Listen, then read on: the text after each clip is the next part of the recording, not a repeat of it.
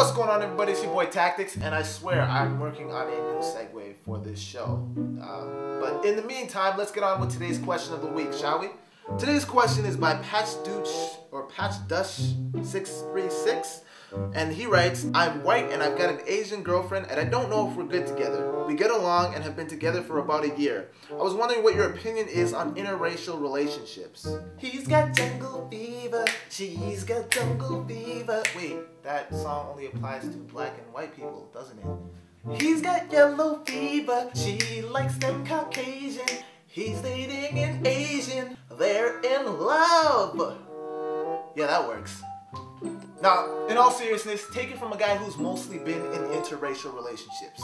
Yeah, I personally don't see anything wrong with it. At the end of the day, it all comes down to preference. And you obviously got a thing for Asian chicks, at least for right now. And if that's your flavor, then you can't really change that. And if you try to change it, you're pretty much just settling. Of course, with interracial relationships could come excess baggage. Now, if you have old school parents like I do, an interracial relationship could be a problem for you. I mean, I've heard all kinds of stories about parents disowning their kids just because they were in an interracial relationship. That's just fucked up. But unfortunately, shit like that does happen, which is why I've opted out of dating interracially.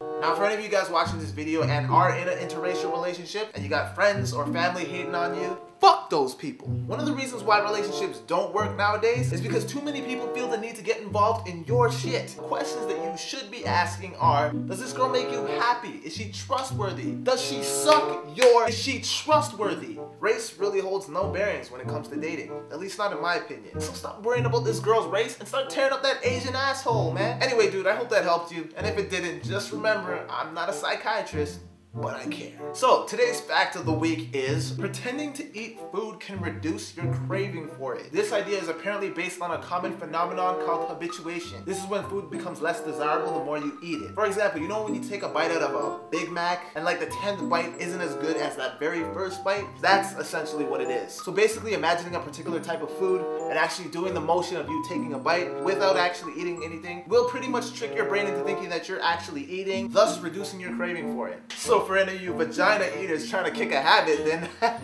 you know. Anyway, guys, that's my time. I want to thank you guys for watching. And don't forget, guys, I'm running for King of the Web this month. The link is down below, so you can go to that link. Show me that you love me, or at least like me a little. Anyway, I'm your boy Tactix. Peace, and I'm out. Talking about you and me. How do you feel, guy? Like a fag. Tell your friends about me.